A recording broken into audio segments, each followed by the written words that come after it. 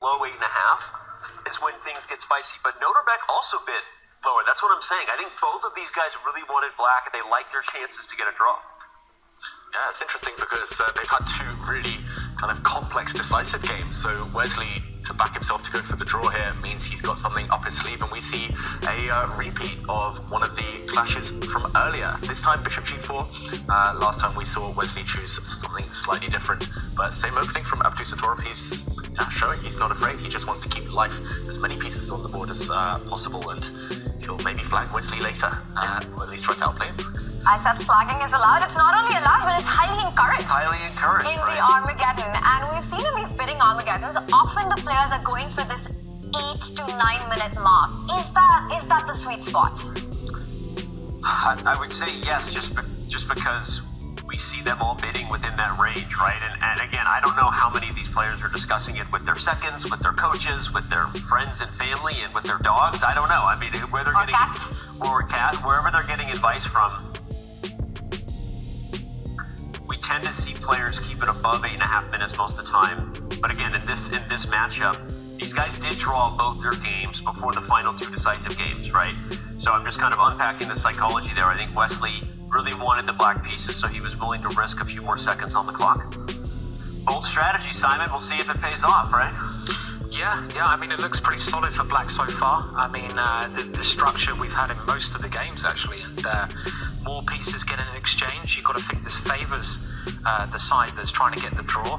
I mean, look, they're just hoovering them off, aren't they? Get the hoover out, most of them are gone already. There's only a pair of knights left, and they could be gone. And then we get a very pure Carlsberg structure, which David's already mentioned on numerous occasions. And I suppose the one thing White must rely on here is that knight in the centre, supported by a pawn, which will be coming up, the F pawn. I can't see what else White can try to do, really. Yeah, it feels like at some point as well he'll have to generate an attack against the black king. It might look counterintuitive on the face of it because White's pawn majority is on the queen side, but it means basically you've locked down that side of the board, so you could switch your full attention, especially your pieces, towards the other flank. And yeah, it's still a lot of life left, despite the fact we've seen all the bishops leave. This game reminds me a lot of the Armageddon battle we saw between Nihal Sarin and Anish Giri at last year's Chess.com Global Championship, and that it was a super tame, and we were sort of like, what's going on here? Isn't this helpful for black to trade off the pieces and just get to a simple position? But we found that Nihal was going for this on purpose, and the position became super simple, where he just drained the clock. And ultimately, they got down to a scramble where objectively it should have been a draw, but Nihal managed to swindle it. So anyway, interesting strategy. White has to win on demand with those extra minutes on the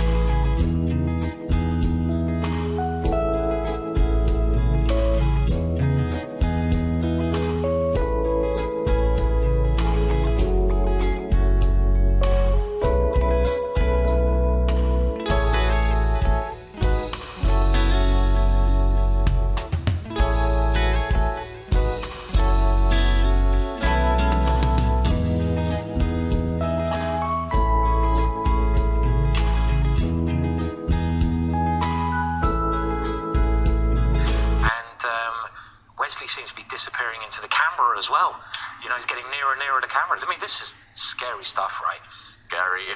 So despite the fact saying the computer is saying it's completely winning for white, you still need the execution. And what do we think here? G6, Wesley's playing with fire, but... and I agree with the point that Tanya, or I forget if it was Tanya or Simon made, but someone made the point about it was much better to keep the queens on the board, just from a practical point of view at the time. We didn't know that Wesley was going to take A2 and allow this, but I totally agree, and I think just letting your opponent think you have to use the advantage you have on the clock, and it's really paying off here. Just keeping more pieces on the board, and we see a trade on G6 and the knight captures. Is that a decision that surprised you? It did surprise me, I've got to say. I think just there was... taking with the pawn, maybe there was a tactical I was issue. going to say there must have been something wrong with H6, G6. Maybe it's the white queen just coming across, and it would have slid in with a nasty checkmate. Some tactics here, meaning that black cannot defend, but now black's structure is fractured, and yeah, maybe it's just from the king side. I would ask if anyone is surprised by what's happening in this game, but the more I think about it, I think my answer to the question would be that I always give the momentum, the favor to the person who had to win to force Armageddon, right? They're the one playing with the psychological edge, and some of the momentum is going to carry over. It has to.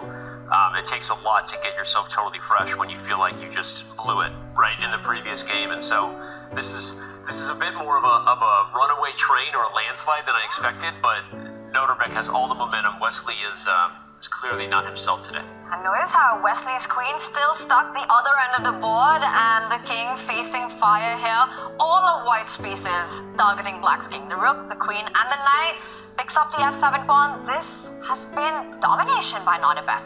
Nodirbek managed to avoid the loser's bracket the entire Chess Kid Cup on his way to winning. He barely might be avoiding the loser's bracket today. Sorry, didn't mean to cut you off, David, but go ahead. He looks like he might be moving on and keeping in the winner's bracket. Completely agree. I mean, just disaster. This one from Wesley. The queen's still so far away.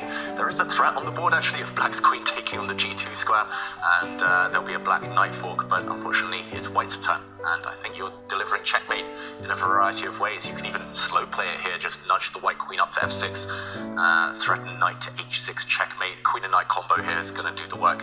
You can take black's pawn on d5, I guess, set up a discovered attack. He goes for that latter option. And how is this black king going to escape? It simply isn't.